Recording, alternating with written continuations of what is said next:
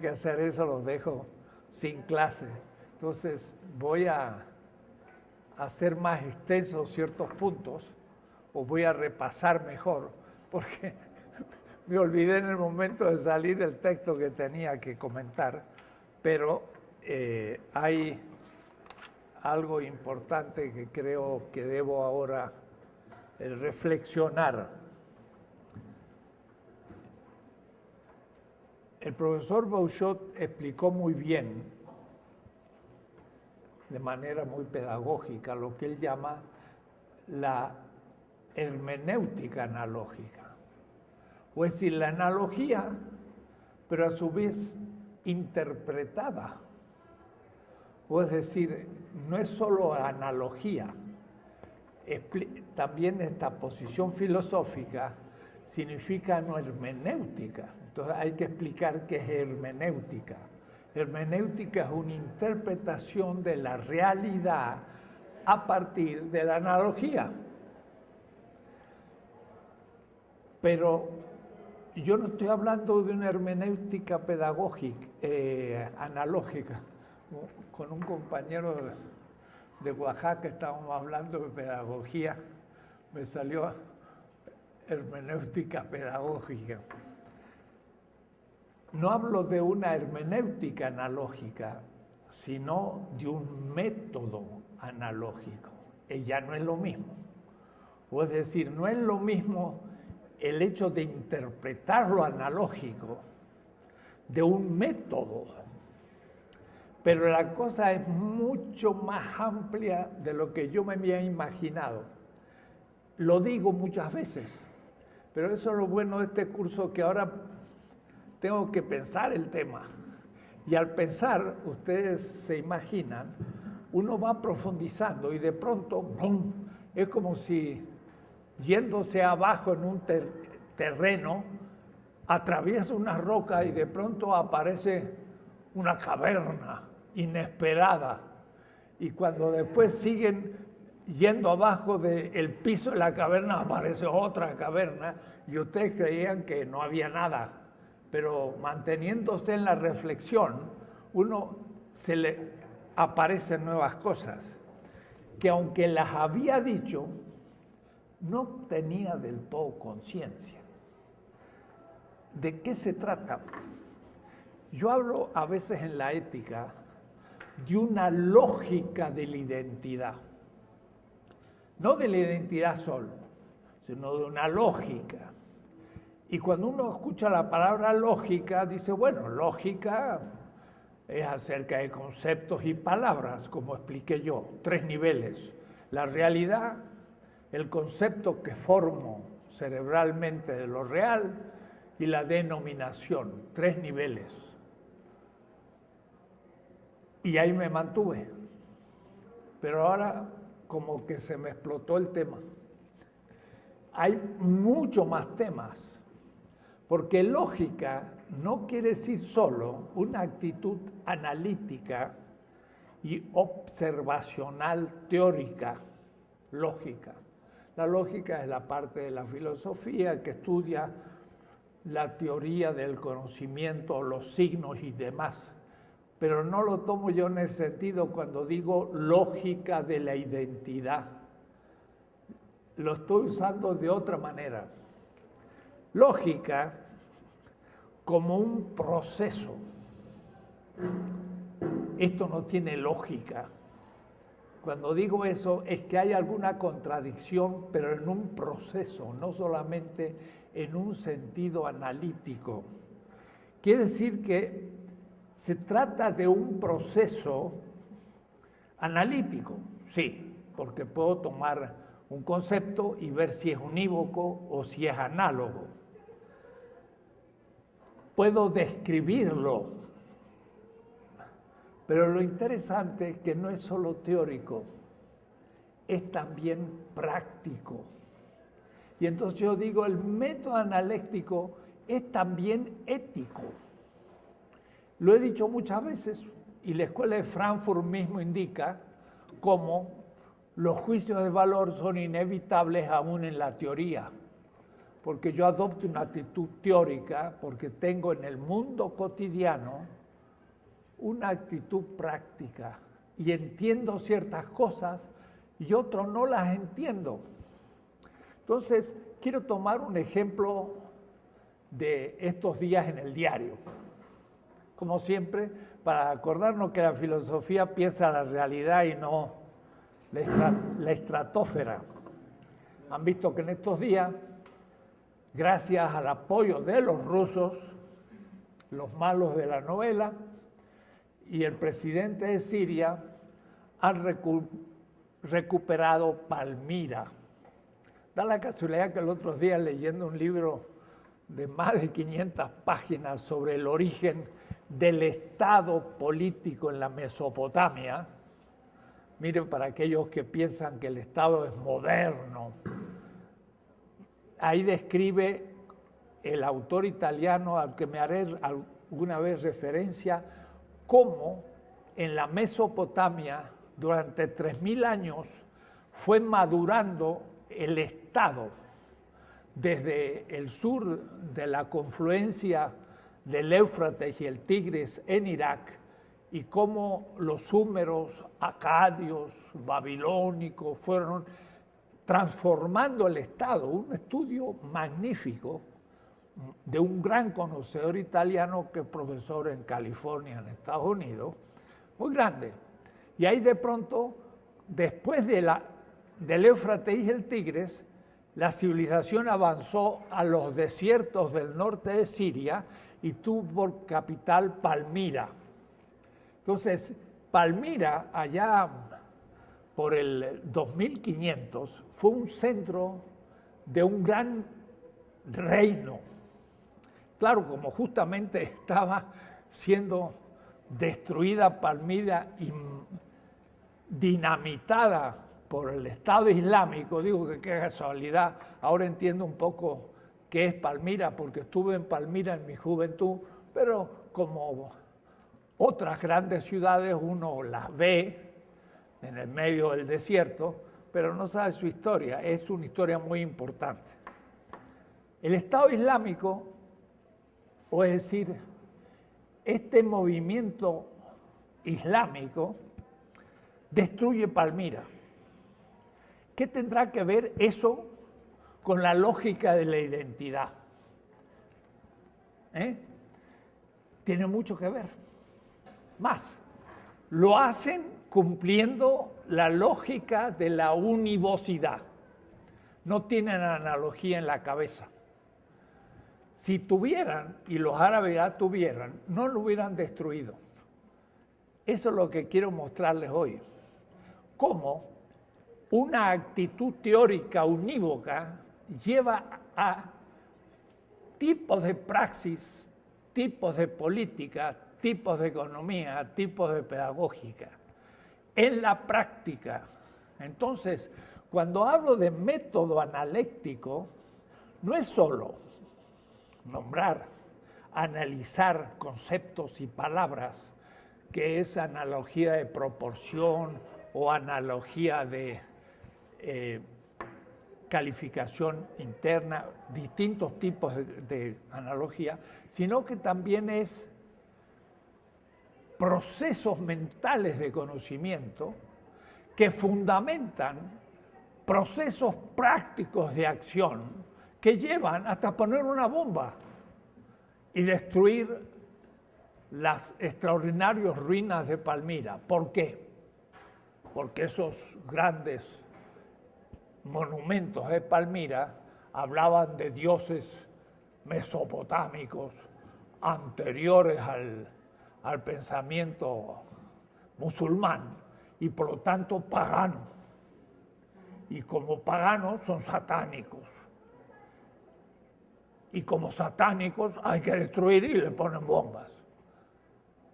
Los españoles hicieron lo mismo al llegar a México. Vieron pirámides y como no eran cristianas, dijeron satánicos. Y agarraron y con las piedras de la pirámide mayor hicieron la catedral. Y ahí en algunas piedras de la catedral están todavía las piedras de la pirámide mayor. Hicieron lo de Palmira. La misma actitud. Es peligrosa la univocidad.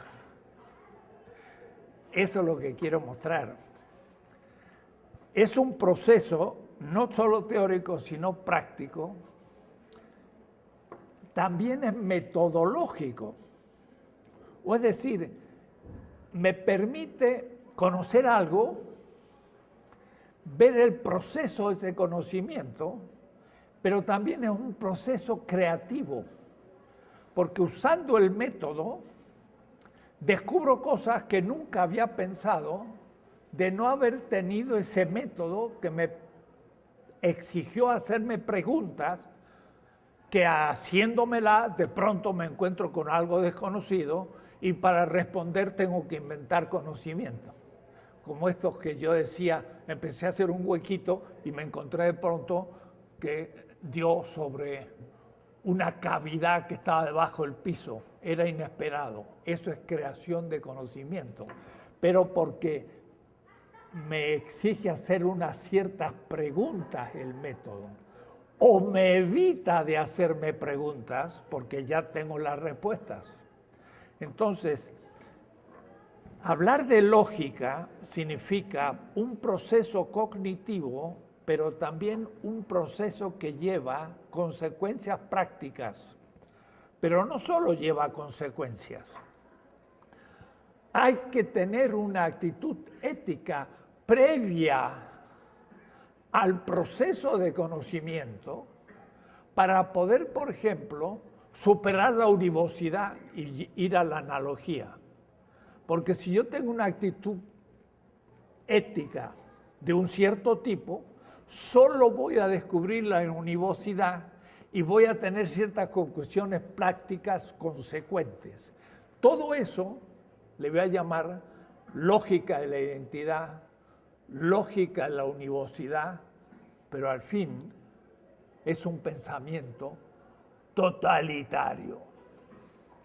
Es el nombre de la obra de Marcuse. Marcuse se quedó en San Diego, no volvió como Adorno a Alemania y fue rector de Frankfurt. Se quedó en Estados Unidos, cultivando un pensamiento crítico en ese país y escribió una obra allá antes del 68, que inspiró el 68 también mexicano. Se llamaba El hombre unidimensional. ¿Qué significa unidimensional? El ser humano unívoco, el ser humano idéntico. Y ese ser, ¿qué dice Marcuse? En Estados Unidos no hay oposición. Los demócratas son parecidos a los republicanos y viceversa. Claro, sale un Trump, que ya es la culminación del pensamiento unívoco, justamente. Si tiene algo de terrorífico, es que aplica una lógica unívoca hasta las últimas consecuencias, que a alguna gente ya le da un poco de resquemor aplicarla, pero como él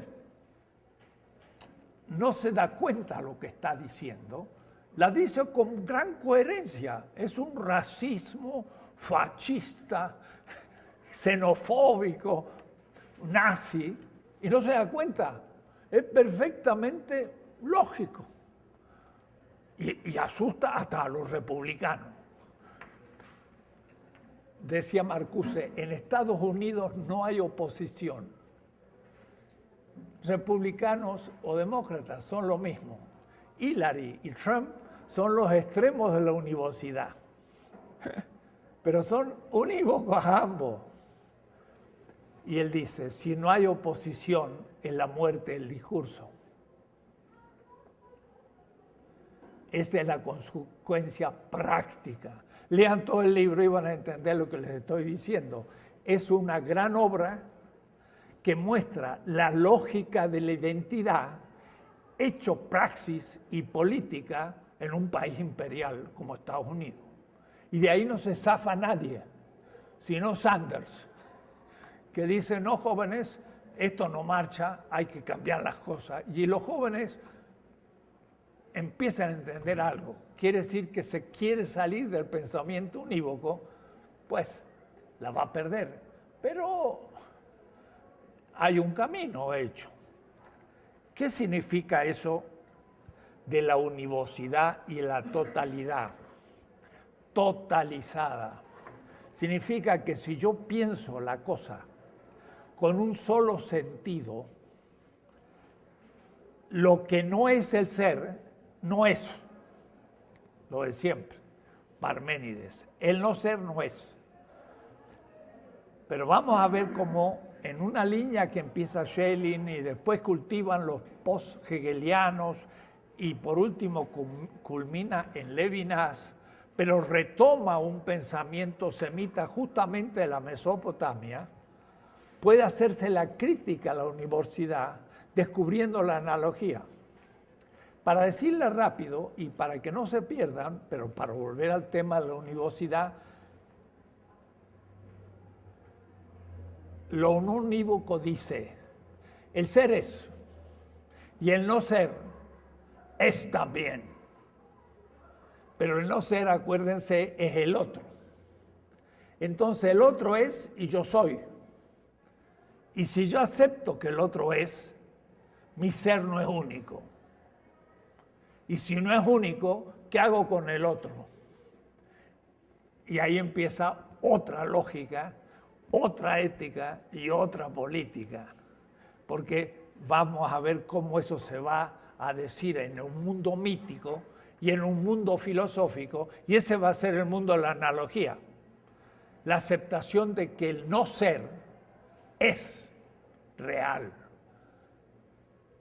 Marx va a decir, el trabajo vivo no es el valor que se valoriza. Quiere decir que el ser del capital es el valor que se valoriza. Y el obrero no es valor que se valoriza, no es el ser. Pero cuidado, es nada menos que la fuente creadora del ser.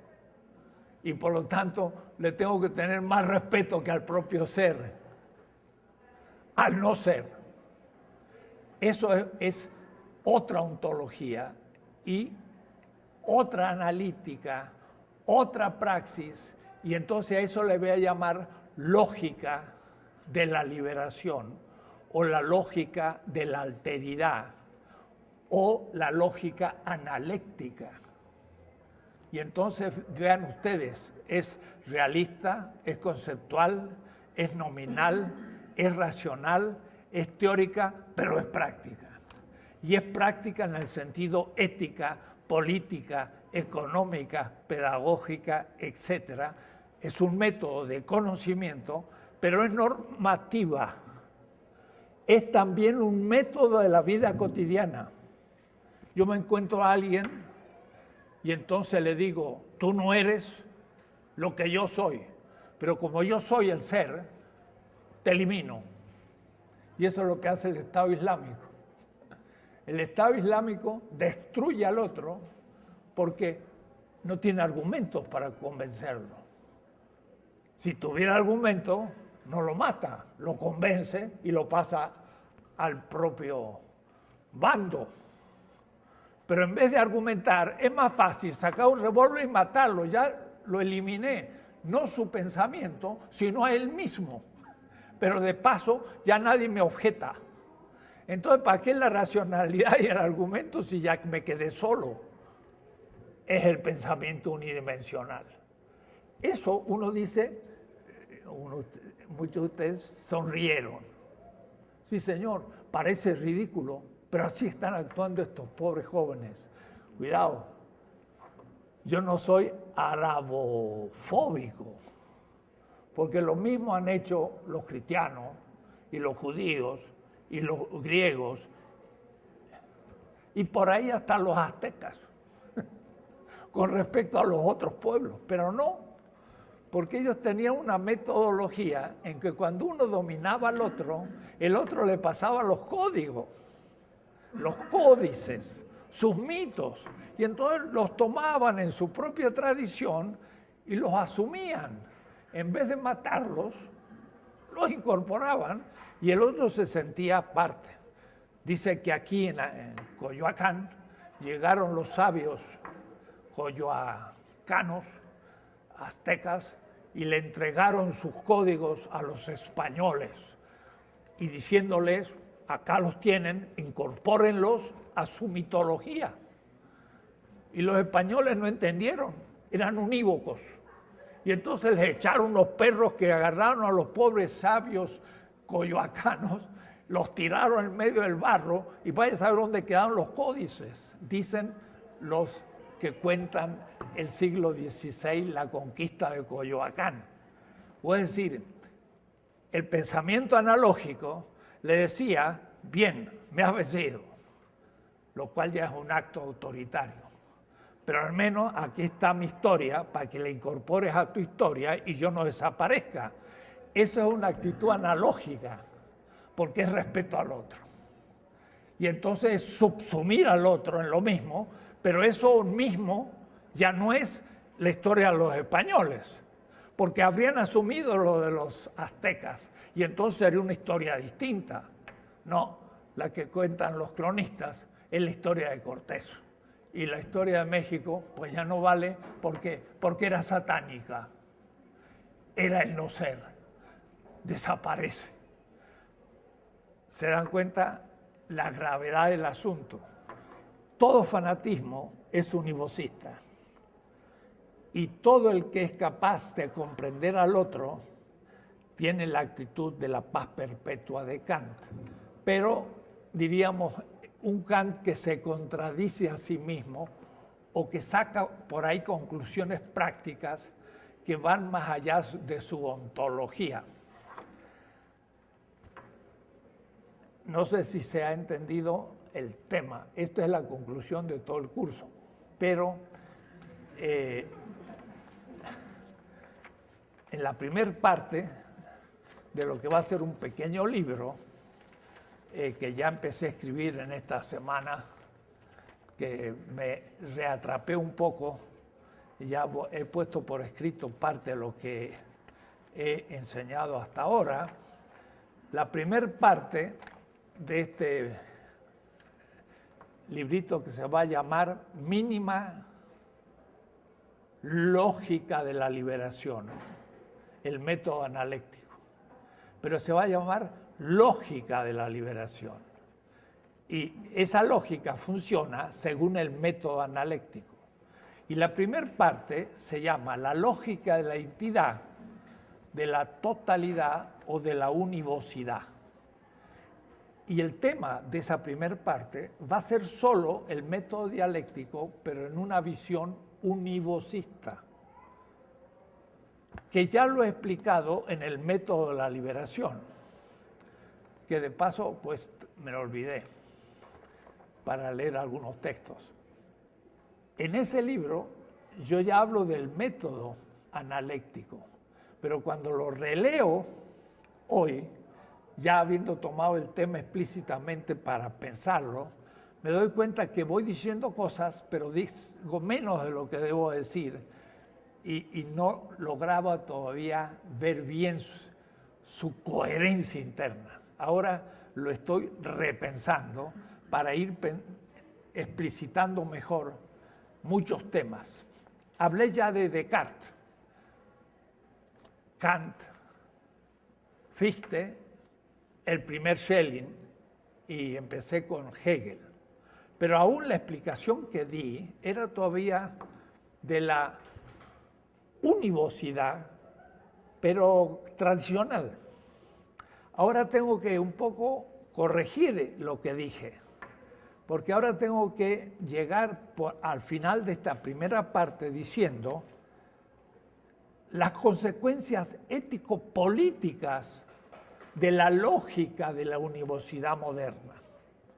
Y entonces voy a poder analizar qué consecuencias políticas tiene el eurocentrismo, el colonialismo, el capitalismo y una cantidad de otros ismos. Son consecuencias prácticas de la concepción univocista del ser, de la realidad, de la historia eurocéntrica, porque piensa que el ser es, pero el ser es europeo, el ser es blanco, el ser es machista, el ser esto, bueno, todo eso que ahora entra en crisis, era obvio que Descartes lo tenía. Una alumna hizo en Lovaina una tesis sobre Descartes, muy interesante, sobre la ética, y me dice, mira, Descartes tuvo relaciones con 3 mujeres, su madre, su amante y su hija, y a las 3 no le dio ninguna importancia nunca. Y eso me lo dijo mi alumna que hizo la tesis de Descartes. Leyendo a Descartes, descubrió lo machista que era Descartes, en su vida práctica y en su teoría. O es decir, era univocista, pero además era eurocéntrico, porque pensaba que iniciaba la filosofía para todo el mundo. Y sin saberlo, era colonialista, porque su Ámsterdam, en 1610, se libera de España y crea un imperio, toma parte de Estados Unidos, y lo que vamos a llamar New England, Nueva Inglaterra, se va a llamar Nueva Holanda, y fundan una ciudad que se llama Nueva Ámsterdam, Neue Ámsterdam. Después toman una colonia en Brasil, una en Mozambique, una en la India, y los de Ámsterdam, o es decir, holandeses, hacen un imperio mundo después de los españoles. Y Descartes llega a Ámsterdam en plena expansión metropolitana y piensa entonces ya en el centro del mundo, en un mundo metropolitano con colonias. Esa Nueva Ámsterdam, como Inglaterra va a vencer a la pequeña Holanda, se va a llamar Nueva Inglaterra. Y Nueva Ámsterdam, la ciudad, se va a llamar Nueva York. Pero los judíos de Nueva Ámsterdam, que estaban en Granada, en el sur de España, que habían sido expulsados por los reyes católicos a Portugal y que de Portugal, expulsados por los reyes de Portugal, se fueron a Ámsterdam, habían estado en la ciudad de Nueva Ámsterdam y junto a Wall Street, que es la calle del muro de la ciudad, Wall, muro, Street. Y ahí estaban los judíos españoles, sefarditas, antes que los anglos. Miren la historia. Entonces Descartes ya está pensando el discurso del método en una ciudad imperial, que tiene colonias en América, en África y en Asia. Y eso ya a él se le da como dado. Y por eso él dice, lo que yo propongo es como el descubrimiento de un nuevo mundo mental. Pero estaba pensando en el nuevo mundo conquistado, que estaba a la base de su yo pienso. Entonces, eso ya es el pensamiento unívoco, eurocéntrico, subjetivista, de la lógica, de la subjetividad idéntica a sí misma, unívoca y por último totalitaria. Totalitaria en el sentido de que van a imponer su visión de las cosas a todos los otros pueblos. Y si no, los van a sujetar, no por argumentos, sino por las conquistas, por la guerra. Y los ingleses van a superar a los holandeses. ¿Por qué? Porque empiezan a producir armas. Y esta mañana mismo comentaba yo con mi señora hablando del prestigio del origen de Inglaterra, en qué se cifra el origen, en que no tenían armada del Estado. Los españoles tenían una armada pagada por el Estado español, los ingleses eran una pequeña isla, pocos habitantes, mucho menos que España, más pobres si ustedes quieren. Y entonces, ¿qué hacen? Pues alientan a bandidos, son los piratas. Qué bonito, ¿no? Los piratas, las películas de piratas son... Pero, ¿qué son los piratas? Son bandidos que roban el dinero a los españoles de sus barcos cuando van a España, que se lo roban a los indios. Entonces, son bandidos de bandidos. Y Francis Drake, que era un gran pirata que estuvo en Port Royal, en Jamaica, hay que ir ahí para ver lo que era aquello, la reina de Inglaterra lo nombró Sir Francis Drake. Es como si al Chaco o al Chapo lo hacemos pues diputado, ¿no? O es decir, se lo nombra parte de la nobleza mexicana. Eso es lo que hacía la reina inglesa, fundada en piratas, ¿no? Y es ahí donde surge el empirismo inglés y John Locke y los esclavos y todo. Entonces hay un condicionamiento ético a un pensamiento unívoco. Entonces, ya lo dije, pero lo voy a repetir, ya un poquito más estructurado, con nuevos textos. El método que usó Descartes, porque se me aclararon sobre todo cosas, no tanto con Descartes, que no voy a volver a él, que vimos que, como para Aristóteles, Descartes parte de lo empírico y lo niega para llegar a lo indubitable, que es el yo pienso. De tal manera que niega desde el factum de lo empírico y se va hacia adentro, hacia la interioridad de la subjetividad. No como Aristóteles, que parte de lo empírico y se va a los principios del mundo, que son el fundamento de la objetividad. Aristóteles era un realista y por lo tanto estaba pensando las cosas. Descartes no. Descartes pone en cuestión todo lo real y se va al sujeto para llegar al yo pienso, que en conciencia de que está pensando ya encuentra el fundamento seguro, claro y distinto, como las ideas que son innatas, que no vienen de la experiencia, sino son innatas, o es decir, las tenemos por nacimiento, no porque nos las haya dado lo empírico. ¿Y quién nos la puso? Ah, bueno, Leibniz después va a mostrar que somos como una mónada que Dios ha llenado de ideas, y entonces yo digo, agua, pura apariencia, es una idea innata que está funcionando porque no estoy tocando en realidad nada. Lo que pasa es que soy una mónada que cree que está tocando agua, pero en realidad ha sido programada para que crea eso, pero en realidad es todo un juego interior de mi subjetividad absoluta. Hay que ser muy imaginario para pensar eso. Pero vamos a llegar hasta Hegel y va a ser interesante porque esto va a ir cualitativamente creciendo hasta llegar a la locura. Y por eso que Kierkegaard, cuando viene de Dinamarca y escucha a Hegel, no a Hegel, sino la crítica de Hegel, entonces dice, ya ante lo que había dicho Hegel, la única actitud posible es lo cómico. O es decir, Hegel es ya lo cómico. Se cree Dios. Y además, antes de la creación. Eso es lo que he repasado ahora más con texto preciso. Entonces, ¿y por qué dice eso? Bueno, de la misma manera que Leibniz o Descartes, porque para Hegel, lo que yo conozco de la cosa, el concepto, es lo mismo que la realidad de la cosa. La cognoscibilidad es la realidad. ¿Cómo se le imagina a uno eso?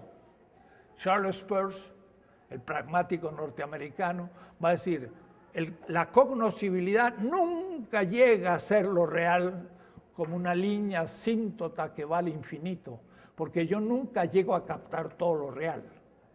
Mientras que Descartes, Hegel decía, el concepto que yo tengo de algo es la realidad de la cosa. Pero ¿en qué único caso se puede dar eso? En una doctrina muy tradicional, medieval. Dios, antes de la creación, tiene la idea de todas las cosas posibles. Y algunas de ellas las hace real creándolas. Quiere decir que las cosas creadas son igual que la idea de Dios. La idea de Dios es lo mismo que la realidad de la cosa, si es que me sitúo en Dios como creador. Eso es lo que piensa en el fondo de Hegel, que lo que yo descubro en la cosa es la realidad de la cosa, pero para eso yo debo participar de la misma divinidad. Y por eso que la autoconciencia de la historia, que la realizamos los hombres, es la autoconciencia que Dios toma de sí mismo. Dios.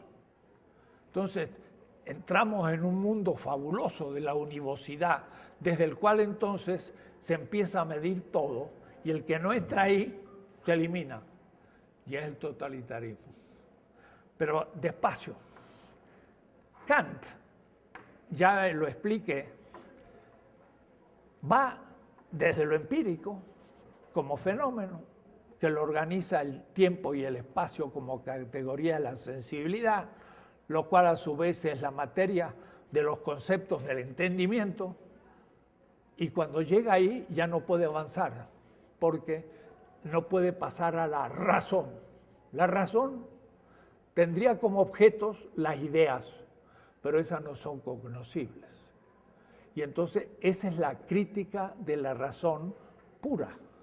La razón en realidad no tiene objetos. Y crítica significa no sobrepasar los límites de la consistencia de una facultad como la razón.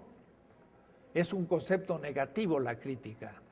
La razón no tiene objetos. El entendimiento sí, yo constituyo la botella, la mesa, todas las cosas, pero no puedo tener un concepto, una idea, dice, intuitiva del universo como totalidad. No lo puedo tener. Y entonces lo postulo. Y de lo que tengo del postulado es una fe racional. Yo creo que debe existir, porque sin el universo no habría cosas. Entonces, la postulación. Pero ya no conozco. El conocimiento tiene un límite, que es el entendimiento constituyendo objetos, pero de todas maneras, esa propia actividad de la subjetividad al fin se relaciona con lo que unifica todas las experiencias y que es el yo. Entonces voy a leer el texto de lo que Kant llama apercepción trascendental. Ese yo es algo mucho más elaborado que el de Descartes. Y Fichte lo va a trabajar mucho más. Schelling más, y Hegel para mí llega a la culminación.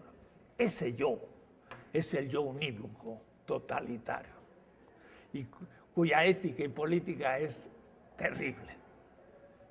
Hay textos de Hegel espantosos, se los anticipo, y lo he dicho muchas veces. Dice él, el Estado, que tiene el derecho absoluto, es el Estado ante el cual todos los otros estados no tienen derecho. Recht, los, sin derecho. Entonces el espíritu va a ir de un estado a otro y el estado absoluto es el que tiene derecho. Todos los demás estados no tienen derecho. Ojalá que le toque en algún futuro esa progresión del espíritu unívoco, porque es un pueblo el que tiene el estado, el derecho absoluto. Los demás no tienen derecho. Es la univocidad, no hay analogía. Concepción de la historia. Es una teocracia unívoca de Europa. Y él mismo, pensando que el ser humano en el fondo se confunde con Dios mismo, cuando está dando sus clases en Berlín, de alguna manera está diciendo, yo soy la autoconciencia de Dios en este momento de la historia. Es un místico. ¿Es un místico? Lean el primer parágrafo de la enciclopedia y de la lógica de Hegel, donde habla de la nada del budismo, del ser en el pensamiento místico de los sufís musulmanes, y cuando termina la enciclopedia, vuelve al pensar que piensa el pensamiento y habla de Shiva en el pensamiento hindú, de un gran místico árabe, y entonces dice, uno se confunde con la divinidad, como la experiencia de los místicos, y ahí parte todo su pensamiento. Es la univocidad divinizada. Hegel. Es un Hegel que casi siempre los hegelianos no quieren llegar, pero el idealismo alemán era un pensamiento en serio, no era un pensamiento así nomás secularizado para la Facultad de Filosofía, era un pensamiento histórico mundial teocrático o divinizado. Hay que leer los textos, lo que pasa es que se los lee, pero después se los saltan. Es como a Locke, ¿no? Locke, la democracia y demás, pero no leen lo que dice la esclavitud, no leen lo que dice la conquista de América, no leen muchas cosas que están en el mismo segundo tratado del gobierno, y se los saltan los capítulos interesantes para mí, donde justifica la conquista, justifica la esclavitud, justifica el imperialismo. Eso no lo leen, solamente leen el John Locke liberal. Es una manera de leer, ¿de quién? De un pensamiento unívoco, que cuando encuentra algo que no le interesa porque no está coherente con lo que él piensa, lo elimina en la lectura. Pero como yo tengo un pensamiento analógico, justamente es lo que me interesa leer, aquellas negaciones del pensador unívoco que se traiciona, sin embargo, porque al fin da argumentos en contra del no ser. Y permite entonces que el héroe, el ejército inglés, fabricando armas, hagan el imperio. Ese es el resultado ético de John Locke o de Hume, no se ve. Dice Kant, esta condición originaria y trascendental no es otra que la percepción trascendental. Trascendentale a percepción. La volví a reflexionar en estos días. En virtud de nuestro estado, la conciencia del yo mismo, Bewusstsein, seiner Selb, la conciencia del yo mismo, en la percepción interna meramente empírica, siempre mudable, sin poder suministrar un yo fijo y un yo permanente. Es decir, la percepción trascendental no es un yo empírico, yo tomo agua. No. Dicha conciencia suele llamarse sentido interno o a percepción empírica. No pueden darnos en nosotros conocimiento, como tampoco vinculación ni unidad. Verknüpfung und Einheit, sin una unidad de la conciencia, Einheit des Bewusstseins, que preceda a todos los datos de las intuiciones. Solo en relación con esta unidad trascendental son posibles la representación de los objetos. Esta conciencia pura, originaria, inmutable, la llamaré la percepción trascendental. Es el último punto de referencia de todo el pensamiento de Kant. El yo, pero no como yo pienso empírico, que para él todavía es Descartes, sino es algo previo. Es cuando yo digo, yo estoy pensando, lo estoy pensando a ese juicio desde algo que no puedo enunciar. Es como si alguien está observando a mí mismo cuando yo digo, yo pienso. Es un juicio. Yo pienso bien o yo pienso mal, es un juicio. Ese juicio lo está pensando algo que está antes, y eso es puramente vacío, y esa es la percepción trascendental. Y esa es la última referencia del pensamiento de Kant. Y dice Kant en la crítica de reine Vernunft, de la crítica razón pura, no podemos señalar como fundamento de tal doctrina sino una representación del yo, ich, que es simple y por sí misma completamente vacía de contenido. No podemos decir que esta representación sea un concepto, sino la mera conciencia, bloßes Bewusstsein, que acompaña a cualquier concepto. Me acompaña en todo lo que yo hago ahí, de atrás, como un hominúsculus, como un hombrecito que está viendo todo lo que hago. Entonces, la cuestión crítica que yo hago un paréntesis en la explicación para indicar el asunto es que él piensa que hay como un último observador, que es la percepción trascendental, que ve aún el juicio, yo pienso, y todos los otros momentos constituidos por el yo empírico y el entendimiento y la razón sin objetos. Pero esto último es como un observador. Todo es del mundo de la representación y aquí la cosa en sí no es cognoscible porque lo que yo conozco es la representación. O es decir, yo tengo como un hombrecito dentro de mi cerebro que ve la representación y le tapa la realidad. Y la realidad entonces no la estoy conociendo, sino estoy conociendo la representación.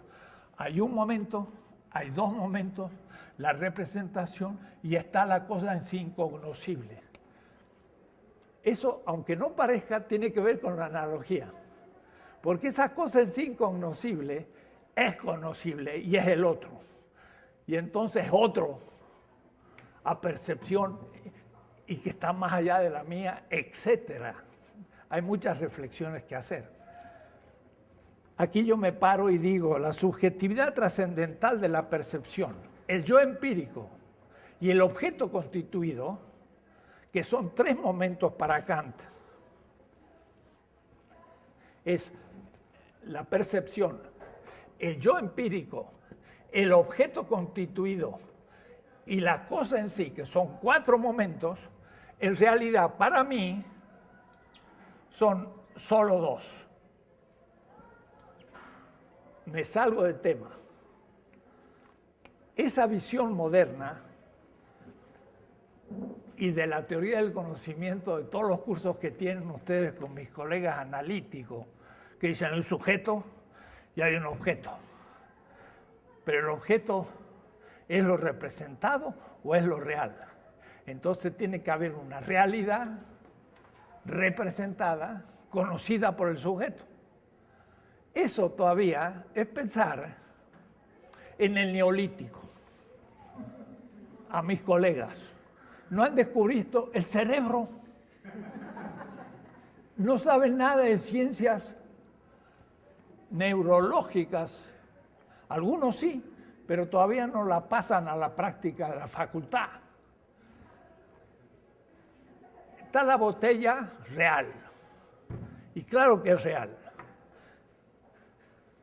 Yo la toco, veo que es plástico, es espeso, es transparente, tiene tal configuración.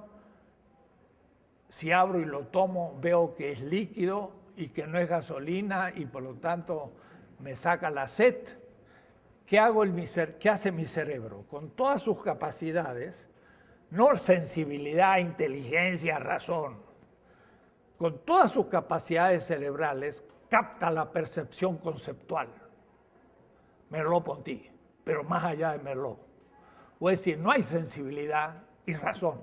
Lo que hay son mapas. Mapas que toman lo que llamo sensible y puedo hacer mapas de mapas, que es lo que yo llamo conceptos, pero en el fondo son todos mapas conceptuales o mapas neuronales. Entonces, la actualidad de la cosa en mi cerebro, eso sería el concepto.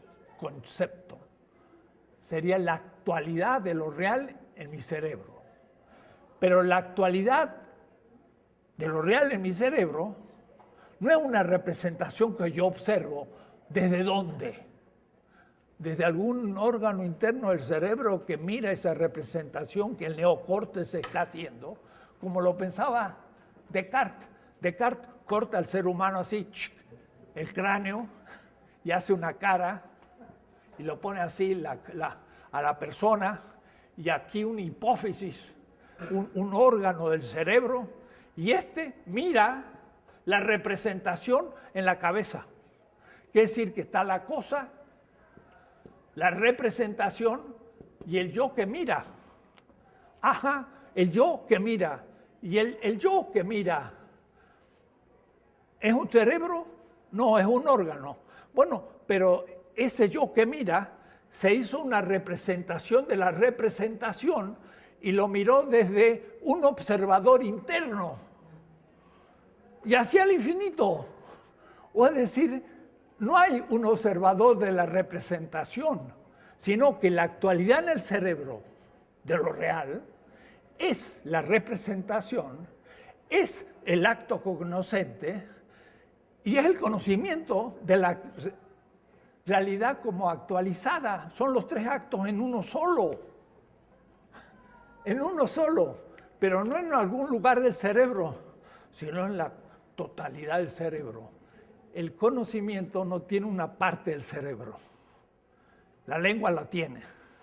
Y entonces, una vez un amigo lo opera en el cerebro porque tenía un tumor y le entraron. Pero ¿saben qué? Tenía que estar despierto. Porque el lugar que tenía el tumor era los centros lingüísticos. Entonces, para saber de no tocar el centro lingüístico y sacarle el cáncer, el tumor, le hacían hablar en el momento de la operación. Entonces él está hablando. Estoy ahora sintiendo que están ahí entrando. Y de pronto no podía hablar. Entonces retiraba el bisturí porque estaba tocando el centro. Entonces le hacía hablar para no herir el centro. Porque el centro lingüístico tiene, y también la visión tiene otro centro, pero el conocimiento no tiene ningún centro, ni ninguna de los órganos del cerebro, ni la amígdala, ni nada. Es la completud. Quiere decir que en realidad la conciencia de estar actualizando es la actualización misma como un acto total del cerebro. Es algo sumamente complejo que recién empezamos a vislumbrar. Quiere decir entonces que Kant, sin darse cuenta, estaba mirando el cerebro desde afuera, desde el Neolítico. Pero en la época en que estamos, que ya nos metimos dentro y podemos verlos con microscopios y medir la constitución eléctrica del cerebro, nos damos cuenta que esto funciona de otra manera. Y es bueno que los filósofos empecemos a asimilar algo. Entonces uno dice, la existencia intencional de la botella en un concepto, va a decir Hegel, o Husserl todavía, intencional. Yo digo, buena metáfora, pero en realidad es meramente la existencia neuronal de la botella en mi cabeza. Neuronal es el nombre objetivo. Neuronas están en neuronas, no en intenciones no sé qué de qué. Entonces, en realidad hay un solo momento, que es la actualidad de lo real en mi inteligencia, en mi cerebro, que inteligencia, que es al mismo tiempo el acto por el que me siento sujeto, el acto de la representación y el acto del conocimiento de la representación. Los tres en uno. Hay que empezar de nuevo. ¿Quién sugiere esta manera de empezar a ver las cosas? Un filósofo español. ¿Quién diría? Zubiri. Zubiri piensa neuronalmente. Casi todos los filósofos siguen pensando neolíticamente, o es decir, antes del descubrimiento del cerebro.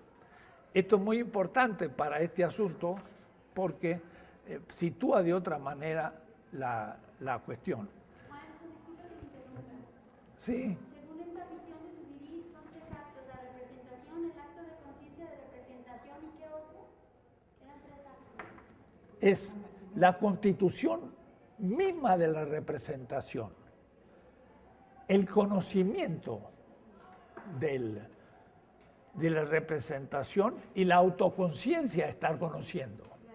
Las tres se dan en un mismo acto en nuestro cerebro. Y de la realidad no la conocemos la cosa en sí. Eso hasta Heidegger lo piensa en el parágrafo 43 de Ser y Tiempo. En el mundo se dan los fenómenos, pero las cosas son cosas. Mientras que Subir dice muy bien, las cosas son reales en sí, desde sí. La rosa crece no porque yo la conozca. Y si no la conozco, crece igual. Y crecían las rosas antes del Homo sapiens, que es decir, que crecen desde sí. Puedo conocerla o no conocerla, pero nunca la conozco del todo. Ah, eso tenía razón Kant, del todo, pero él creyó que no la conocíamos nada. Hay mucha diferencia. Nunca conozco nada del todo. Para eso tendría que tener una inteligencia infinita, velocidad infinita, y mi cerebro es bien limitado. Entonces, no conozco ni una pulga completamente, porque no conozco ni un electrón completamente. ¿Qué voy a conocer una célula? Eso está más lejos que conocer todo el universo. Una célula es más compleja que el universo. Es una cosa tremenda una célula y no la conocemos y nunca la vamos a conocer del todo. ¿Por qué? Vuelvo a repetir, y lo digo en mi ética de la liberación, que tiene más cosas que lo que ustedes creen. Todo esto está en la ética de la liberación, en las notas. Hay como 2000 notas y nadie las lee, ¿no? Pero yo digo muy claro, nunca una neurona del cerebro verá en un microscopio a la propia neurona mirándose. ¿Se da cuenta lo que significa? Que yo tuviera mi neurona en el cerebro, que sí que la tengo que meter dentro primero, y ver cómo está reaccionando ante el propio conocimiento de la neurona. Eso sería como una autoconciencia neuronal, pero a su vez conociendo lo que ahí acontece. Porque nuestras neuronas funcionan gracias a electricidad, pero también a materias físicas, enzimas y materias que hacen que una neurona se comunique con otra y con millones de ellas constituyen la idea de neurona. Millones. Entonces, la cosa es complejísima y estamos lejísimos a su vez de conocer estas cosas. Ellos se movían a un nivel muy general, pensando la subjetividad, que de paso está ahí el origen también del tema de la libertad, que lo vamos a tratar en Schelling II, del cual va a empezar a salir la reacción antiunivocista y de ahí va a salir la posibilidad de la analogía en el tema de la libertad. Pero la libertad es tan compleja o tan misteriosa, usando la palabra de Marx cuando dice y el ser del capital se vuelve misterioso. Miren, Marx hablando de misterio y creían que era tan científico. Claro, científico de Popper no es, pero tiene la ciencia de Hegel. Invertida, es otra cosa. Ahí se vuelve misterioso realmente el ser humano. Bien, pongamos que esto lo hubiéramos terminado, va muy sintético. Fichte va a decir, yo no voy a hacer el camino que hace Kant, de la empiria hasta el yo trascendental. Y de ahí después Kant hace la razón práctica hacia la empiria, hacia un círculo. Pero ya por la razón no puede volver, porque como la razón no tiene objetos, el conocimiento queda como conocimiento de objetos. Pero ahora la razón práctica va a manejar la realidad empírica y lo va a hacer por la razón práctica, pero va a actuar según los postulados de la razón práctica. el retorno a la realidad no va a ser por el conocimiento científico, porque este se queda sin posibilidad de conocer las ideas, que es el universo, el alma, la libertad y Dios, las 4 regiones del ser. De paso, el pobre Kant habla del alma todavía. ¿Cuándo un filósofo va a poder descubrir o demostrar la existencia del alma? Para mí no es posible y además es inútil. Y ustedes dirán, entonces usted no es espiritual. Sí, justamente las funciones superiores del cerebro es lo que nosotros llamamos espíritu, pero son bien neuronales y bien físicas. Ese es el materialismo que no quita la dignidad infinita del ser humano. ¿Por qué? Por la otra idea de la libertad. Porque si yo soy una subjetividad que conozco lo real, nunca del todo, pero al mismo tiempo puedo elegir cosas, entre muchas, y hacerlas o no hacerlas, eso se llama libertad, significa una autonomía ante todo el universo. Y si existiera un Dios, que el filósofo no puede demostrar, también ante Dios. ¡Wow! Es un Dios frente a otro, porque yo puedo decirle a Dios, si existiera, no creo en ti. ¡Qué petulancia! ¡Qué posibilidad! Hay que ser Dios en cierta manera.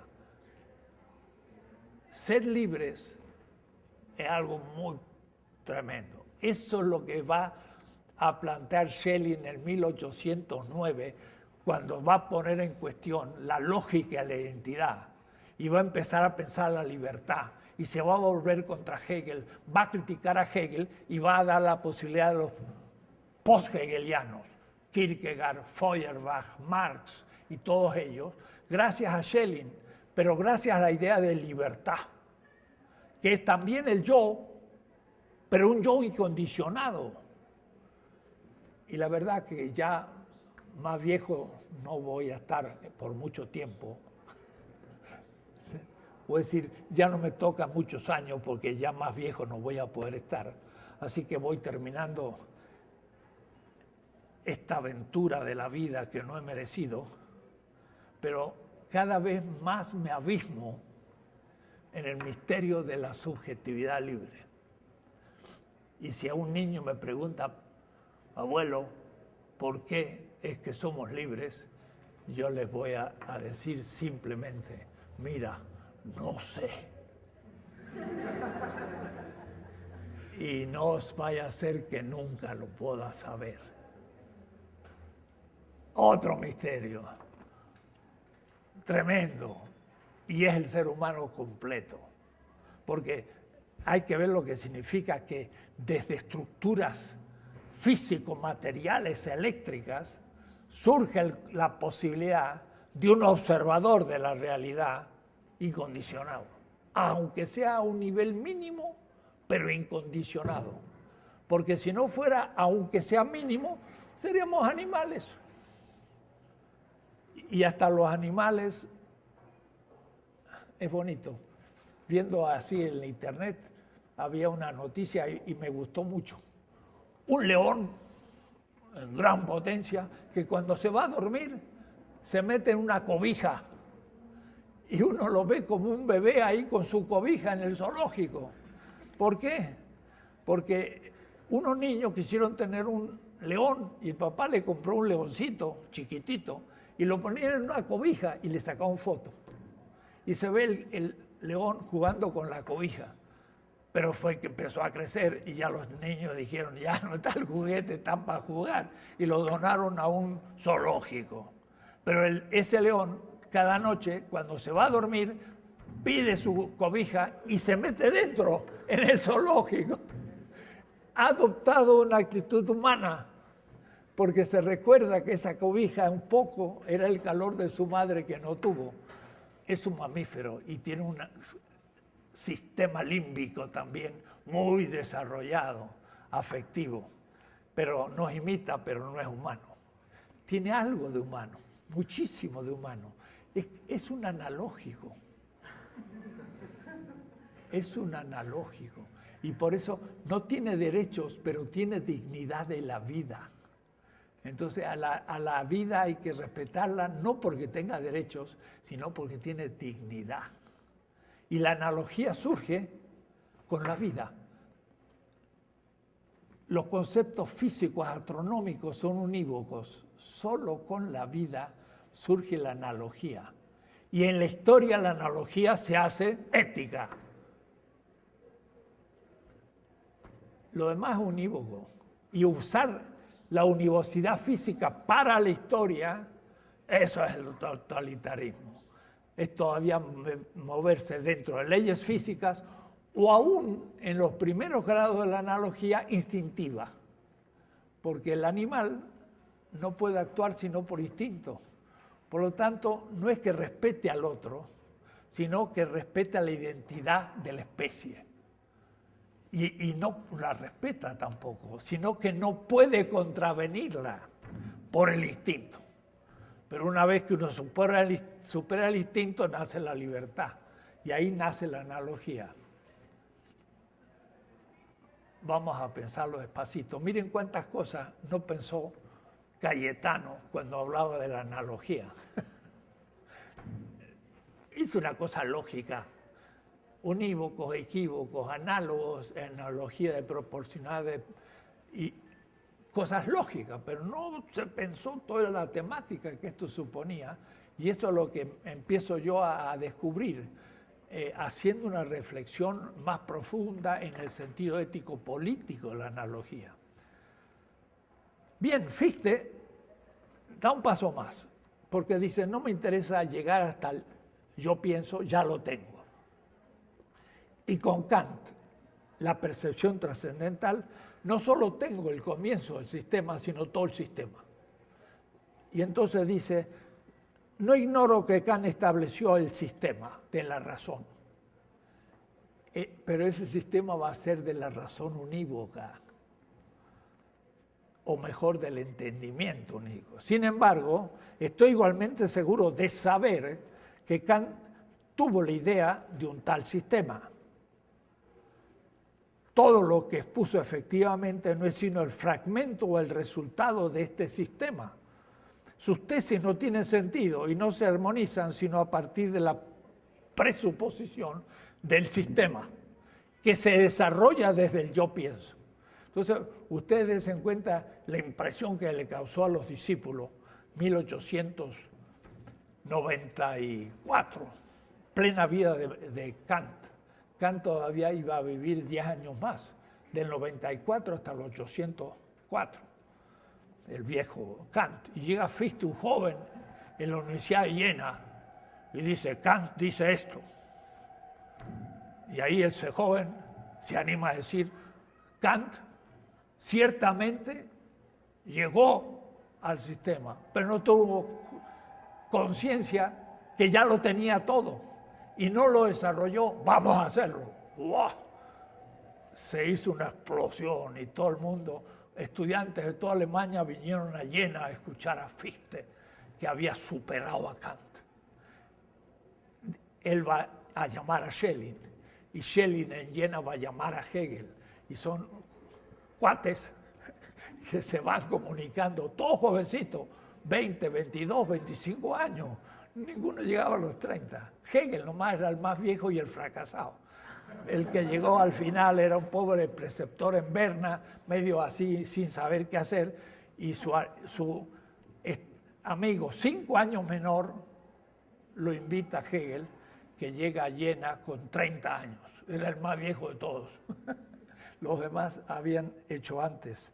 Pero es bonito descubrir el entusiasmo de estos jóvenes que van a fundar lo que se llama el idealismo alemán, que va a ser el pensamiento moderno más desarrollado, porque más unívoco y más totalitario posible, germánico a fondo y eurocéntrico, ontológica y teológicamente justificado.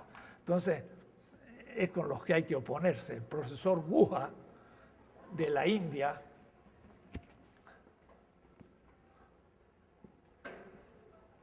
que es como el maestro de Spivak y los llamados alternate studies, los estudios subalternos en Estados Unidos, él tiene también un trabajo sobre Hegel allá por 1980 en Delhi, haciendo una crítica a Hegel muy parecida a la que habíamos hecho nosotros y que ya el mismo Leopoldo Sea, desde un punto de vista de la historia, había hecho contra Hegel.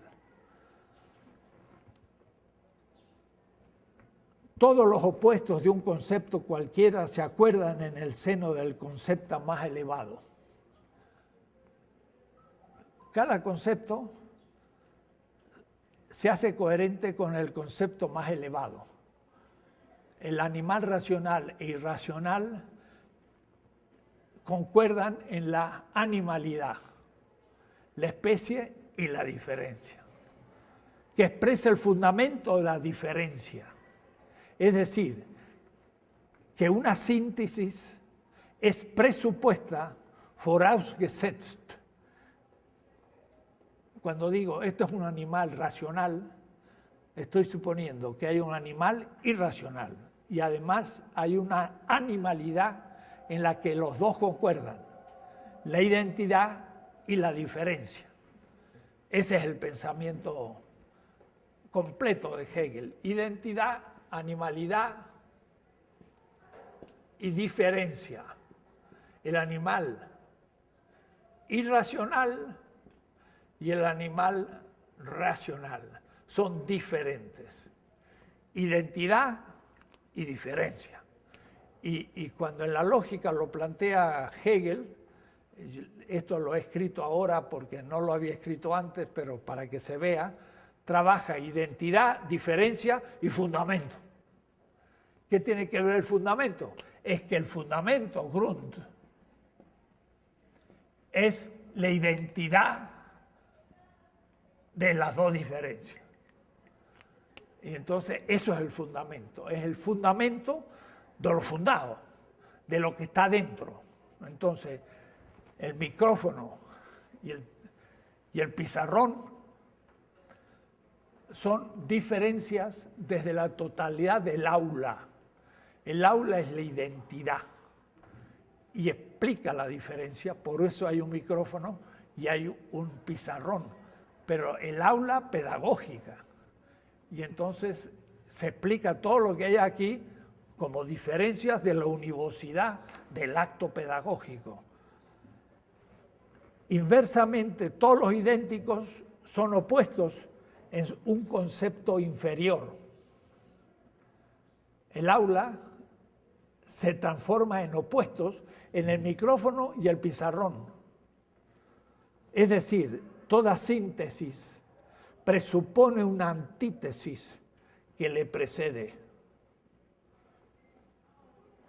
O es decir, el micrófono es el mismo ya una síntesis, porque es algo concreto, pero presupone una síntesis anterior, que es el aula, que explica por qué esté aquí. Así queda definido el movimiento dialéctico idealista. La lógica, y cuando escribí esto todavía no tenía claro lo que acabo de decir al comienzo de la clase, porque lo escribí hace una semana y ya avancé. Entonces, como decía alguien, León Portilla, estoy viejo, mucha juventud acumulada. Eso significa sigo creando. Entonces, joven es el que crea, pero el que repite es viejo teniendo 20 años. Así que espero que sean jóvenes. La semana anterior no entendía lo que era lógica y la identidad. Hoy expliqué una nueva posición. Es la lógica y la identidad unívoca y lógica de la diferencia que sobrevive de alguna manera en la différence derridadiana y de la que la filosofía de la liberación marcó su crítica desde su origen. Y nota 35, véase allá, en 1973, parágrafo 37, página 167, nota 502, donde critico a Derrida, diciéndole la diferencia con A, no con E, de Derrida no es diferencia, sino que debería ser distinción, pero él no sabe el tema. En 1973 ya critiqué a Derrida. ¿Cómo? Para una ética de la liberación, tomo 1. Esta diversidad entre diferencia, di ferrum latum ferre. Ferrum latum ferre significa diverger.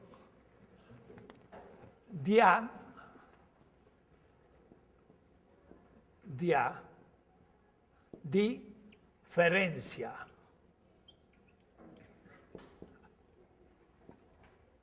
Ferrum significa ser arrastrado en la dualidad. Y di significa eso, en la diferencia. Quiere decir entonces que siendo uno es puesto en la diversidad. En cambio, distinción analógica viene de tinto, tintura, viene de pintar, de otra manera. No difiere de la unidad, sino que converge en la semejanza y nunca fue idéntico. Nunca fue idéntico. Entonces Levinas va a decir, nunca estuvieron en el mismo reino. Entonces, cuando yo hablo de distinción, no es diferencia, pero nadie entendía. Entonces, Ocelia Schutti me dice, no, qué diferencia, eso son sutilezas. Entonces, al fin yo mismo la eliminé, pero ahora la voy a volver a poner. Porque no entender lo que es la diversidad entre diferencia y distinción es no entender la diversidad entre univocidad y analogía. Entonces, la verdad es que el varón y la mujer son distintos y no diferentes, porque el género humano no es un género, es una analogía. No hay especie humana en un sentido fuerte, porque al haber cada sujeto libre, lo que hay es historia humana, pero no género humano. Y nosotros podemos tener la cadena genética casi igual, pero si la fuéramos a analizar a fondo, cada una de nuestras cadenas genéticas es distinta. Pero además es distinta porque lo nuestro no va a ser la simple sucesión de un miembro de la especie humana, sino va a ser la biografía de una historia. Y entonces no es lo mismo biografía que un miembro de la especie humana, ni la especie humana lo mismo que la historia humana. El concepto de historia y de biografía es analógica. Lo estoy pensando. Puede que no, pero me estoy animando a decir lo que sí. No es unívoca la especie humana, es analógica. No somos idénticos en la diferencia, sino semejantes en la distinción. Y lo de semejante que tenemos es haber nacido en la historia, no en la especie.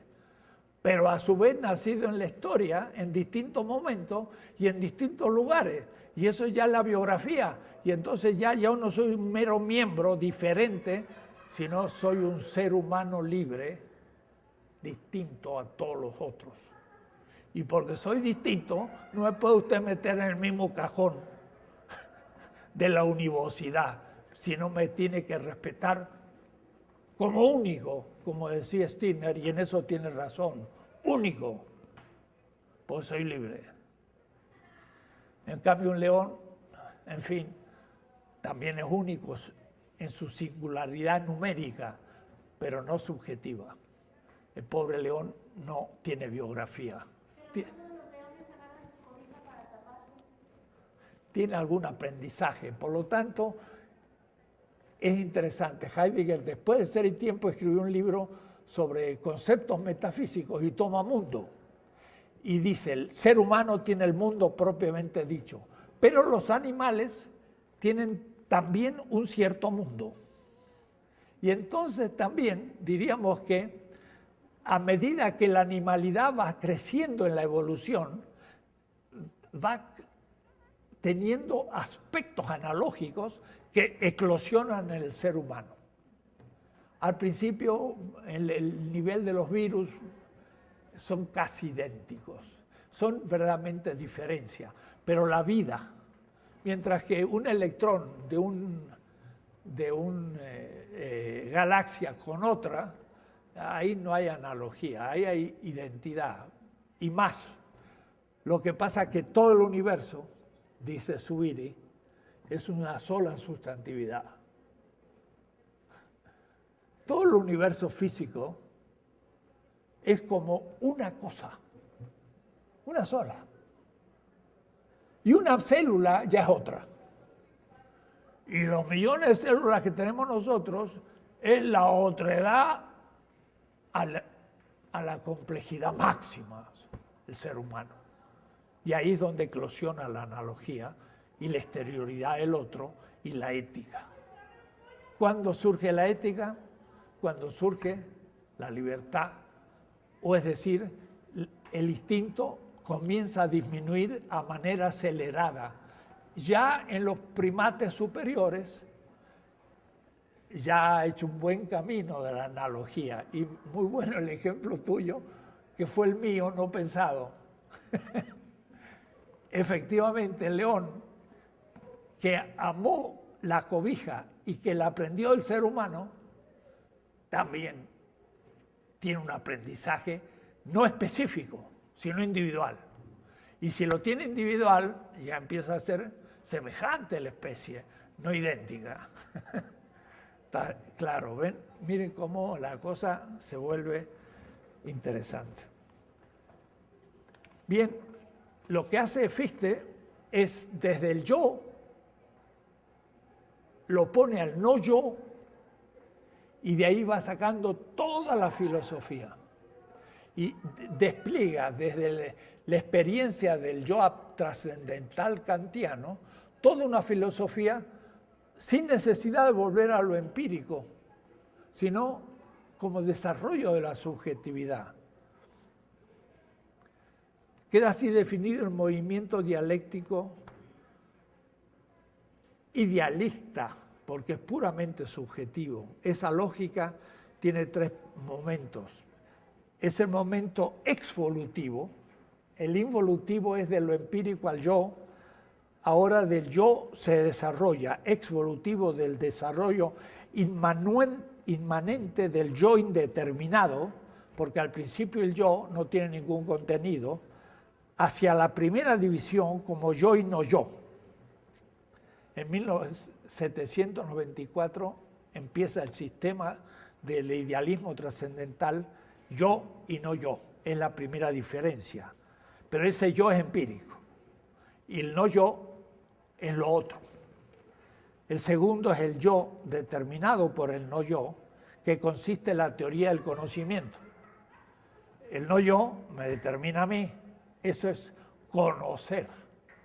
Pero el otro despliegue es cuando yo produzco al no yo, y esa es la praxis. Y entonces el tercero es el yo que pone como origen al no yo y lo constituye como efecto de la acción práctica. En el sistema de la doctrina de las costumbres, 1798. Fichte ha dado así los fundamentos del primer Schelling. Estamos en 1798. Schelling, que estudió, yo siempre digo, lo repito, en el seminario luterano de Tübingen, junto al Neckar, donde los estudiantes todavía se pasean en botes, en el lugar que Schelling, Hölderlin, Hegel se paseaban en botes. Es muy bonito el Neckar. El mismo río llega hasta otras universidades, es un centro muy fuerte de pensamiento. Partiría Schelling del yo trascendental, pero ahora con un doble transformación. Ese yo ya no es un yo humano, es un yo absoluto. Ya ese yo es incondicionado y creador, es Dios. O es decir, Schelling se va a poner en la posición de Dios y va a decir, antes de la creación, como dije la otra vez, qué petulancia. Eran petulantes estos jóvenes. Ponerse en la posición de Dios antes de la creación. Primero había que haber probado que hay Dios. Pongamos que exista. Y si existiera, ¿podemos siquiera ponernos en la posición de Dios antes de la creación? Popper había dicho, es imposible, tendría que yo tener una inteligencia infinita, a velocidad infinita, para poder ponerme en esa situación. Pero estos jóvenes eran muy osados. Y entonces, primero, es el yo absoluto. Pero además, esa experiencia trascendental del yo es ahora pensada por primera vez como autoconciencia. Selbstbewusstsein. Descartes dice, yo pienso, pero en realidad yo tengo conciencia. Pero tengo conciencia de algo. Pero ahora tengo conciencia de mí mismo. Y completamente vacía, porque todavía no ha habido el sistema. Entonces, es lo que después Hegel va a partir del yo absoluto de Schelling, donde la finitud humana queda incorporada y subsumida en la divinidad. Y al comienzo, por hipótesis, ese yo divino y también humano todavía no tiene ningún contenido. Y como no tiene ningún contenido, es nada. Entonces el yo es el ser como nada para Hegel. Todavía no llega a ese punto Schelling. Primero, porque Schelling no dice que el yo absoluto es el ser. Porque Schelling es más complicado que Hegel. Y Hegel, una vez que capta la idea, la desarrolla hasta su muerte y no vuelve a mirar atrás, como los de Sodoma y Gomorra, que miraron para atrás, se transformaron en estatuas de sal. Hegel nunca se transformó en sal. Schelling sí mira para atrás y se corrige. Y se corrige a sí mismo, y al corregirse a sí mismo, corrige a Hegel, que siguió su primer impulso. O es decir, que la crítica de Schelling que va a ser de Hegel, va a ser la autocrítica de Schelling, de donde van a salir los post-hegelianos. Entonces, dos cosas transforma a Schelling. Primero, el yo se hace absoluto y el pensamiento surge del idealismo alemán, porque Fichte todavía no es del idealismo alemán. El idealismo alemán es Schelling, Hölderlin, Hegel, que fueron teólogos y secularizaron la teología o filosofaron la teología. Algo extraño que hay que tomar con cuidado. Y entonces, Schelling, el primer Schelling, retoma a Kant y a Fichte, porque Fichte, además del yo, habla del no yo y comienza a pensar en la naturaleza. Y entonces Schelling va a tomar el yo como absoluto y autoconciencia, pero el primer despliegue va a ser como naturaleza. O es decir, va a ser la evolución del universo sin conciencia. Ya va a pensar cosmológicamente. Y luego va a pensar también la evolución del espíritu como historia. Entonces ya Schelling está tomando la cosmología, el que le hubieran dicho a Schelling hay un Big Bang hace 16 millones de años y hay un desarrollo del universo, es exactamente lo que él pensaba, no de manera científica ni empírica, porque no lo podía enunciar, pero lo dijo antes de tiempo, ¿no? Por eso que el yo, primero, se va construyendo en la evolución de la naturaleza y luego en la historia. Y entonces incorpora a la historia en la evolución del sistema, primera vez en la historia de la filosofía. Nunca había acontecido. Y Hegel lo hará después, por supuesto, y en la filosofía de la liberación, algunos me dicen, usted es como Hegel. No, yo soy anti-Hegel. La historia es fundamental, pero contra la historia eurocéntrica. Y cuando di unas clases en Colonia, en la cátedra Albertus Magnus, muy bueno, el maestro Tomás de Aquino, en la Universidad de Köln, el profesor me dijo, y usted da mucha importancia a la historia. Yo le dije al profesor, ustedes ya no le dan importancia a la historia a los alemanes, porque ya la tienen hecha y es eurocéntrica, y ustedes se montan arriba. Pero como yo parto de otro horizonte, tengo que hacer la historia como la hacía Schelling. Ellos hicieron la historia eurocéntrica, los románticos alemanes, y después los demás se montaron arriba y ya la tenían hecha, no había que estudiar porque ya era el centro del mundo. Pero como nosotros somos la periferia del mundo, tenemos que destruir la visión schellingiana de la historia. Tenemos muchas tareas.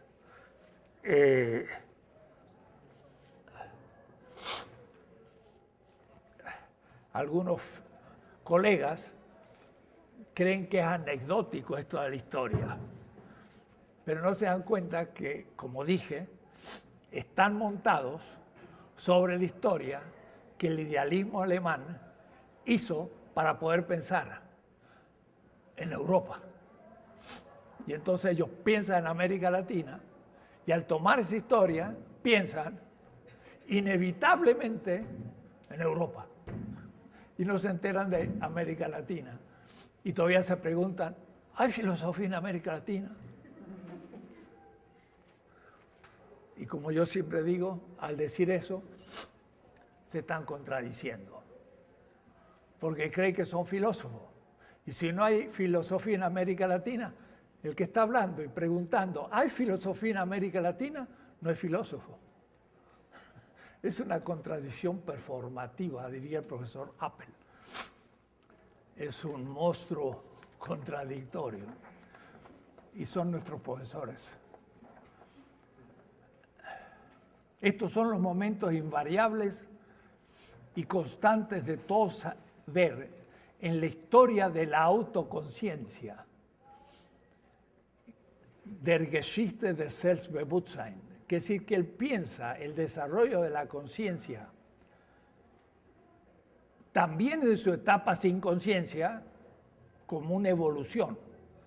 Y cuando aparece la historia, entonces como historia de la conciencia, los cuales en la experiencia son designados por una continua serie gradual que puede ser indicada y recorrida por la simple materia física hasta la organización, la vida, por el que se vuelve sobre sí, zurückkehren, la naturaleza sin conciencia y como productiva.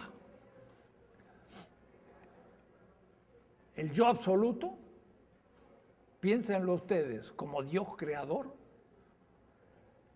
Él mismo se hace naturaleza y va haciendo el proceso sin conciencia y como producción. Y por medio de la razón y del arbitrio, la libertad, hasta la suprema unificación de la libertad y la necesidad del arte. Ahí aparece el arte, porque además de la ética y política, el ser humano es capaz de producir cosas de la nada. Es creador como el creador. Y ahí viene Kunst, el arte. Ahí está Nietzsche. Nietzsche es presagiado en Schelling, por el que se cierra y se cumple la naturaleza con conciencia productiva. Schelling. Cosa extraordinaria, como él ya está anticipando todo lo que va a venir después del pensamiento moderno. Yo comento, como puede verse, el círculo dialéctico de Kant, que partiendo de lo empírico, involuciona hasta el yo trascendental, retornando por la razón práctica a la empiria. Schelling, en primer lugar, involutivo, como en la fenomenología del espíritu de Hegel, y como recorriendo una serie gradual de la naturaleza sin conciencia, la segunda parte de la enciclopedia de Hegel. La enciclopedia de Hegel tiene 3 partes. La primera, la lógica, que es una ontología. La segunda, filosofía de la naturaleza, donde habla de naturaleza. Y ahí es materialista absoluto, universal. Si quieren ustedes conocer a un materialista, no es Marx, es Hegel, porque era schellingiano y pensaba el universo sin conciencia, pero como Dios que se estaba realizando sin conciencia. Y después la serie gradual llega con la razón y la libertad, y la producción del arte se logra la plena autoconciencia, que es la historia con conciencia. Y desde una visión cosmológica, pero interior al absoluto, antes de la creación, pensando en Spinoza, pero más allá de Spinoza, porque Spinoza piensa que la única sustancia es Dios, y nosotros somos epifenómenos. Pero lo único que dice Schelling en la equivocación de Dios es que Spinoza pensó al absoluto como sustancia, pero hay que pensarlo como sujeto y subjetividad. Entonces, Dios no es sustancia, sino es subjetividad. O es decir, esa subjetividad que yo soy en el cerebro allá y que digo yo es un misterio, piénsenlo ahora como Dios. Esa es la representación que Dios tiene y el idealismo alemán. Dios no como una cosa deísta, sino como una pura subjetividad universal que va a crear todo. Como nosotros podemos crear una obra de arte, pero en eso pues imitamos. Y entonces va a decir, toda organización significa vida, supone la evolución del universo desde un producto originario, una desintegración de dicho producto en siempre nuevos productos. El fundamento de esta desintegración infinita debe haber sido constituida por la naturaleza, por una dualidad originaria y su disyunción en Zweiung. Zwei en alemán, 2. En Zweiung, devenir muchos. Hegel va a decir, está el ser. Y el ser cae en un Zweiung. Deviene muchos. El ente es Schelling. Pero es también el Dios creador, que de uno se hace muchos. Entonces están ellos pensando las cosas de otra manera. Debe ser vista como surgida de una identidad, dice, identidad originaria. O si estamos en la identidad completa de la univocidad unívoca. Hay una identidad originaria.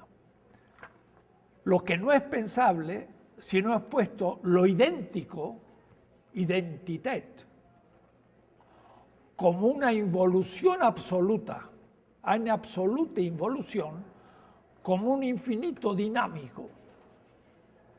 Es decir, que el origen que es la identidad originaria, es sin embargo el fruto de un proceso anterior, porque todo ha sido siempre en proceso. Y entonces eso va a ser la dialéctica. Schelling está así anticipando a Hegel y también la lógica que perseguimos como lógica de la identidad. Para nuestro filósofo, el absoluto Dios, concebido como autoconciencia, es un saberse como una voluntad que se quiere y que se produce a sí mismo a través del universo y la historia. Por otra parte, comillas, no se trata de un principio absoluto del ser, sino de un principio absoluto del saber. Para Schelling, el ser no es el origen. Para Schelling, para Hegel, el ser es el origen. Eso es la diferencia. Para la filosofía de la liberación, el origen no es el ser del sistema, sino del que es creador del ser del sistema. Y esos son conceptos que usa Marx. El trabajo vivo es la fuente creadora del ser del capital. El ser es creado, no es el absoluto. Para Hegel, el ser es el absoluto. Ahí hay una diferencia. Ahí se está cometiendo una teoría de la analogía que yo voy a explicitar. Y si fuera yo del idealismo alemán, diría, por primera vez en la historia de la filosofía. Pero como somos latinoamericanos, tenemos que bajar los voltios y decir una sugerencia juvenil. Y este saber es la autoconciencia, pero lo cierto es que él distingue entre algo anterior al ser, que es el saber, pero después se va a transformar en la fuente creadora del segundo Schelling, cuando parta la libertad y no desde el yo pienso. Y lo repite frecuentemente, por lo que la autoconciencia, de nuestro punto de vista, no es una forma del ser, sino del saber. Y yo comento, esta exterioridad, como anterioridad de un momento del absoluto previo al ser, el saber que el absoluto tiene de sí mismo, será esencial para el futuro de la filosofía de la liberación. Claro que mediante una transformación radical de ambos términos, es decir, del absoluto y del saber. El origen abismal es anterior al ser. Esto será negado por Hegel y va a ser afirmado por Marx. La fuente creadora del ser del capital, lo dice explícitamente Marx, es de Nicht-Being, el no ser. Entonces, Schelling empieza a sospechar, y Marx va a hacerlo, de que el ser es, y el no ser es la fuente creadora del ser. Ahí empieza la analogía, porque entonces aquello que para el pensamiento unívoco no es, para la analogía es una distinción, no desde la entidad, sino de la semejanza que puede darle no solo el ser, sino más dignidad que el ser al otro. Es decir, que más allá de la identidad y diferencia. Y lo que no es identidad es no ser. Y lo que no es, prácticamente lo mato. Y es el absolutismo. Pero si más allá de la identidad yo pongo la semejanza, entonces algo que no es el ser puede ser, con respecto a la diferencia de la identidad, análoga, pero no desde la especie, sino de la semejanza. Y entonces ya la palabra ser no vale. Y le va a llamar Schelling, Quelle, fuente creadora. pero va a decir explícitamente, no es el ser, sino lo anterior del ser, el Señor del ser, de Herrn des Seins. Y Heidegger, que hizo 2 seminarios sobre Schelling, 1919 y 20, dijo, somos los pastores del ser. Ya no era Schelling, porque no dijo, somos los señores del ser. Eso es Dios. Nosotros lo pastoreamos. Dios lo crea y nosotros lo pastoreamos. Pero quiere decir que nosotros también, de alguna manera, no somos el ser. Aunque no es esto Heidegger, porque justamente toma el ser como el fundamento, o sí que vuelve a Hegel. No entendió a Schelling, pero usa al menos la terminología y le inspira muchas cosas a él.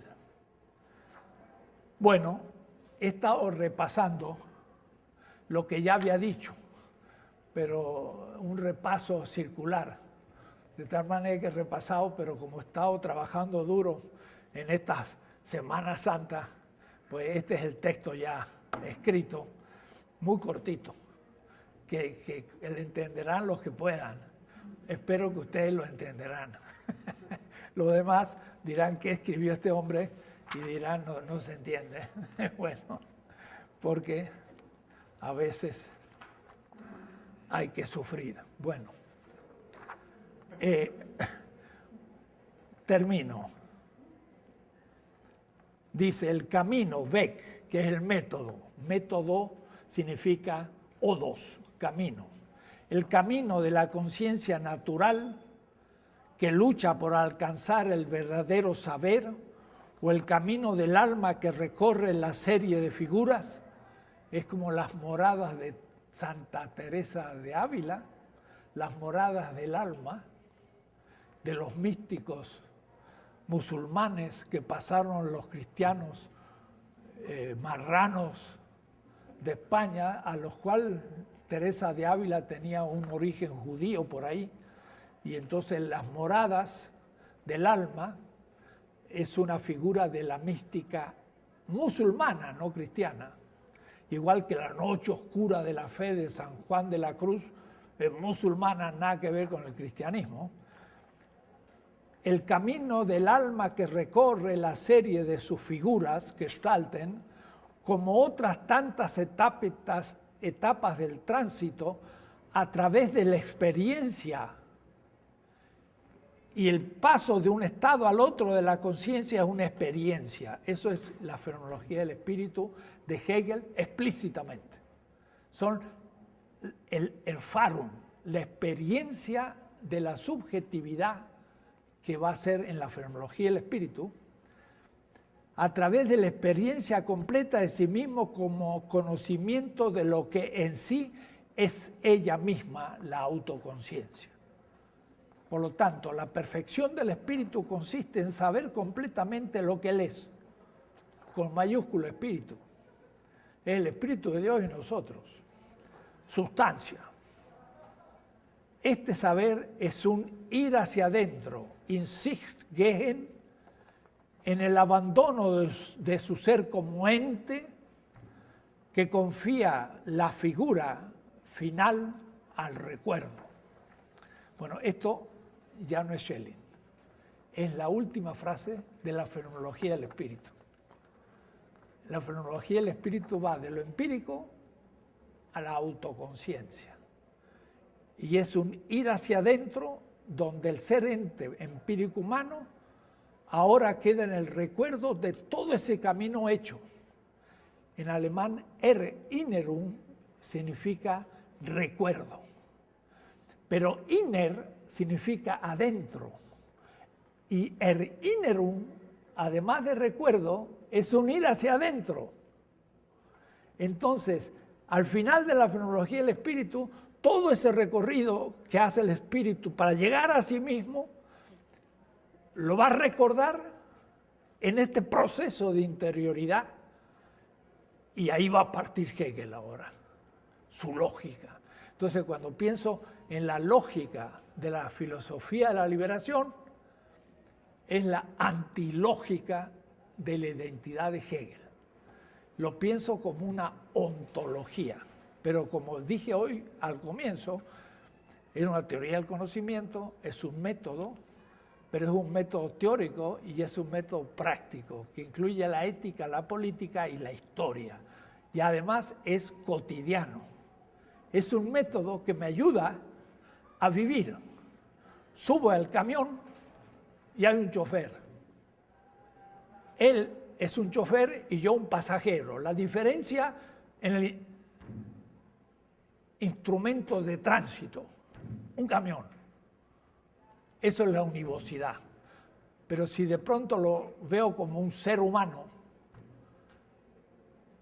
semejante pero no idéntico, y no yo diferencia sino distinto, le digo, buenos días compañero, y le pago el boleto.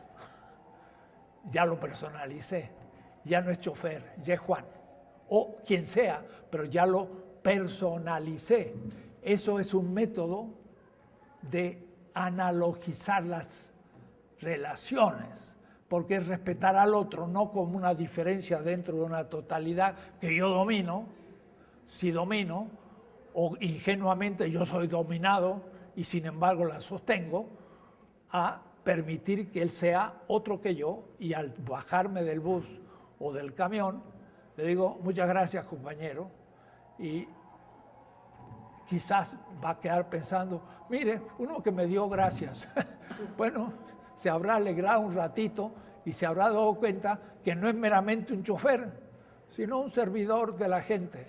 Y puede captar un sentido biográfico de su existencia y no meramente funcional del sistema para ganar un salario de muerte, que sería la univocidad ante la diferencia. Entonces, personalizar las relaciones es un método ético. Y eso también es la analogía.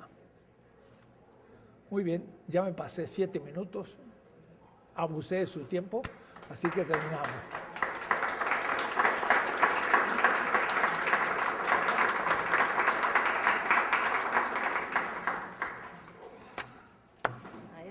Como siempre, magistral. Siempre tú consiguiendo nuevos trabajos. Pues sí.